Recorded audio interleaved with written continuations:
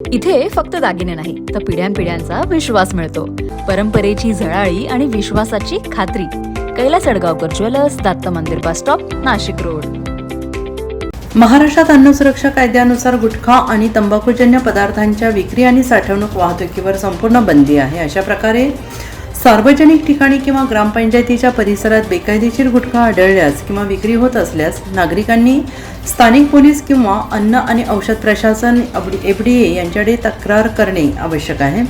प्रशासनाकडून अशा प्रकरणांवर कायदेशीर कारवाई केली जाते. तुकाराम मुंढे यांनी राज्याच्या अन्न आणि औषध प्रशासन विभागाच्या आयुक्तपदाची सूत्रे हाती घेताच राज्यातील गुटखा विक्रीवर मोठ्यापैकी आळा बसलेला असून भेसळयुक्त पदार्थ देखील बाजारातून झपाट्यानं नाहीसे होत आहेत. परंतु राज्याचे अन्न आणि औषध प्रशासन मंत्री नरहरी झिरवाळ यांच्या मतदारसंघातील चिंचखेड येथील ग्रामपंचायत कार्यालयासमोर गुटख्याचा भला मोठा सडा पडलेला दिसून येतो आहे.